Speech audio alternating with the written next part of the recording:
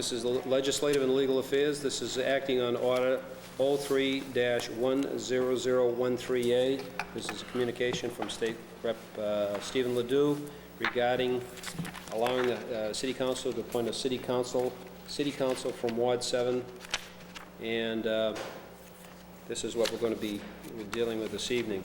At our last meeting, we discussed the qualifications of individuals that would be considered for a replacement for Councilor Toll, and we accepted the selection criteria. From that point on, I did receive communication from 4 different individuals. Various individuals were Mr. Donald Landers. I received a communication from him on August 22nd that he would be, he wished to be considered for the vacant seat of City Council Ward 7. But he also mentioned the fact that he was going to be, he is a candidate for the Ward 7 fall election this year, 2003. The next one that I had, of course, this was July 24th. This was from Mr. Richard Toll, who is requesting that he be considered for the position of his late wife, Natalie Toll, and he wishes to be considered for that. He also is a candidate for election to the position of Councilor of Ward 7. I also received a communication on July 22nd from a Cindy Dorsey, who is a resident of Ward 7, and she wishes to be considered as an applicant for the position to assume the position of the vacated seat of Natalie Toll. She is another well-qualified individual. And I also received a communication from Mr. Robert Levine. I had it here somewhere. Mr. Robert Levine, I know it's wish I had it right here. Sorry, Robert, but I do have it. I just can't find it in the pile. He wishes also to be considered for the position of Councilor of Ward 7. At this point, I'd like to open it up to the other members of the board, other members of the committee to hear what they have to say. Yes, Chairman. Thank you. I would also mention that of the 4 candidates that you spoke about, 2 of them, Ms. Dorsey and Mr. Levine, were not or are not planning and did not pull papers to run for this seat. Mm-hmm. Thus, that was maybe one of the criteria that some of the councilors considered to be the right way to go, as opposed to appointing somebody who is running for the seat. They were concerned at that time about giving somebody a leg up. I also believe at the last meeting that we had, we talked about making a decision tonight, and it was agreed not only, I believe, amongst this board, but by the councilors as a whole, that whatever we decided upon would be taken out under suspension of the rules tonight, and then voted on hopefully tonight, obviously, as well. That would, I hope, would give the people in Ward 7 the understanding that we do care about their concerns and that we do want to address them sooner rather than later. They, of course, know, and although it may be more difficult, they, of course, always have the opportunity to call an at-large counselor or even one of the other counselors if they have an issue that they wanted to address. Having said that, and I want to just put my comment down there that I think we have an obligation to fill this seat. I thought we had an obligation to fill it sooner rather than later. And I would turn to something that's in the Marlborough Code, if you will, under Section 59A, which talks about filling vacancies in office of the mayor and in the city council. I'm not going to read the whole thing to you because I'll put you all asleep. But one paragraph in particular says, if a vacancy occurs at any time in the office of a councilor elected by and from qualified voters of the city, such a vacancy shall be filled forthwith, which I take to be sooner rather than later, by a majority vote of all the remaining members of the city council for the remainder of that unexpired term. So again, I think we have an obligation to do something tonight that the residents of that ward would fully understand. Additionally, in the letter that we sent to, that the City Council office sent to Representative Steve LeDuc, another phrase in there, it spoke about, due to the urgency of this matter, the City Council would appreciate your prompt attention to this matter. That fax, according to what I have in front of me, was sent on April the 11th. Urgency to me means something sooner rather than later, and it also means April 11th to August 25th. That's not urgent. That's not fulfilling our obligation of doing something sooner rather than later.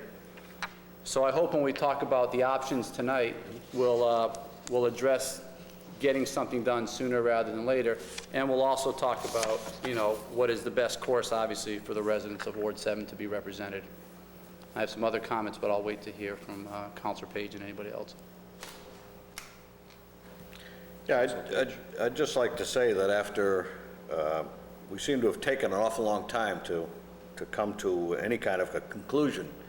And some of this was complicated by those we thought about putting into the seat, pulling papers for that seat. And some of it was complicated by just not enough meetings during this particular time of year, council meetings and so forth. And also getting somebody up to speed for a short period of time. My feeling is that we should probably leave the seat empty.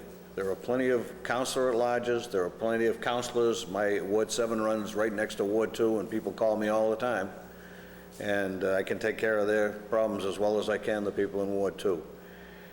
The election is 2 months away. It's not that many meetings we're talking about. If right after the election we install that person in that seat, then they'll be there for all the budget hearings and so forth. So that would be the way I'd like to go with that. We're looking toward this evening as some sort of a conclusion to this, because it has gone quite a length of time, you know, since the passing of Councilor Toll. I think that the consensus of opinion from other members of the council that were present at our last meeting, that they did not want to endorse an individual that possibly might be running for office. So we sort of delayed our decision until this meeting, because basically they all had to have their papers turned in and certified by last week. Now, we know that there are two individuals that are definitely going to run, Donald Anders and Richard Toll. Those are the two individuals that would be, one of those two individuals would be sitting on the council as of January 1st. The thing that I really have to take a look at, you know, when you're looking at this, if you were to appoint an individual who's not going to be here in January, they would be setting the tax rate. And my feeling is, and I sort of listening to what Councilor Page has to say here, is that if we were to leave the seat open, but wait till the November election being on November 4th, the individual who wins the election would then be identified as the individual we wish to have as the to fill the unexpired term of late Councilor Toll. That individual then would be sitting for setting the tax rate, and they also would be sitting for the first meeting of the year. If you were to appoint an individual to fill the unexpired seat, it would go from the date that they determined and sworn into office, and that would go to the end of the year. So they'd actually be going through the tax rate, setting the tax rate. My feeling is that if we could place the individual who wins the election into the position of the unexpired term. They're unexpired, basically, they would be filling in for 3 meetings. There would be the November 17th meeting, the first one in December, and then the final meeting of the year in December. So basically 3 meetings. Between now and November 3rd, I believe we have 3 to 4 meetings. I'm not exactly sure. It's between 3 and 4 meetings. So if we were to identify the individual, you know, if the other members of the council would go along with this, identify the individual as one of the individuals who runs for office, the winner of that position then would be the one that would assume the seat in November. I don't like to say that Mr. Levine or Mrs. Dorsey are not qualified individuals, but I feel that they're willing to step forward. I really applaud them very much because, you know, they're willing to take and say, hey, I'm willing to be out there representing the ward. And they are not candidates for the election. But it's really up to us this evening is to come up with a recommendation to present to the council. And I'd like to do it as a suspension of the rules this evening, so, yes. Mr. Chairman, just for a point of clarification, if we were to appoint Mr. Levine or Ms. Dorsey to the seat, are you saying they would have to stay in that seat through the end of the year? We couldn't put a time frame where they would be in that seat temporarily through the November election, and then we would be allowed to take them off? Basically, what it would be is that if they were to have a special election, that individual would have been elected to fulfill the unexpired term of Lake Councilor Toll. Okay, so that's through year end then? That's the year end. Okay. So in other words, you wouldn't be able to. Can't pick or choose our time frames here? No, you cannot. Okay.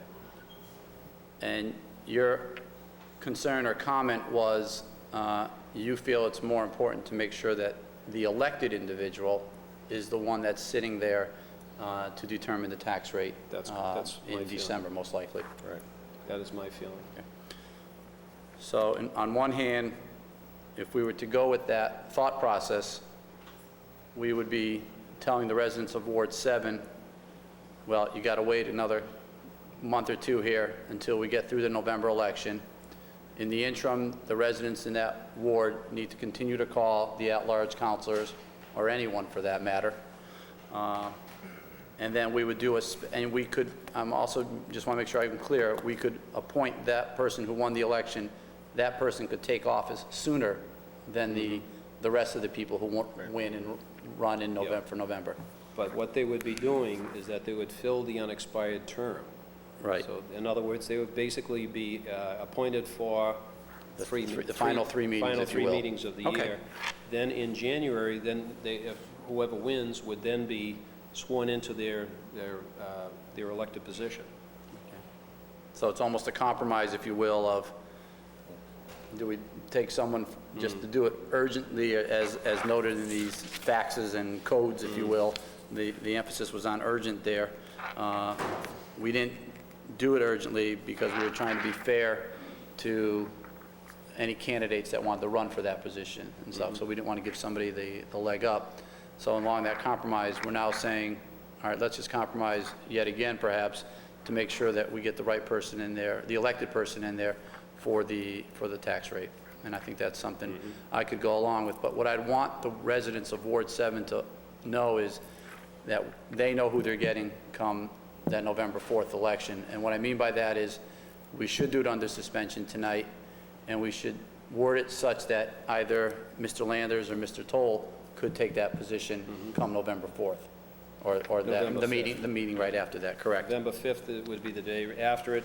Then there would be, Then the residents would have comfort that it is coming to a closure. on the November 17th meeting, November 3rd, 10th, 17th. Yeah. Okay. November 17th meeting, because we meet on the 3rd of November. On the 17th meeting, that individual would be sitting And sworn in. and sworn in. And can act upon anything that wasn't a special permit up until that point, special public hearing. Okay. All right. Okay. You want a motion? Yes. Are you all set, Bob? All set. Okay. Okay. I'd like to make a motion that the unfulfilled seat in Ward 7 be, I guess, temporarily filled, first of all, beginning on the November 17th date meeting by the winner on the November 4th election, And then, of course, that person will continue on, will fulfill the unexpired portion and then continue on as the elected official starting in January. Okay, so the unfilled position would be filled by, The person elected. The elected Elected. Ward 7 person on the November 4th, 2003 election. That's all you need to Person, say. You don't yeah. really need to, they say they would go Yeah. on, they would automatically Right, go on right. to being, to Exactly. take their elected seat. okay, so the unfilled position would be filled by the elected individual, a person elected by the members of Ward 7 or the electorate of Ward 7, and would then fill the position for they would then fill the seat of the late Councilor Toll, the unexpired term of Right. late Councilor Toll. Okay? And as you said earlier, let's take that out under suspension this evening.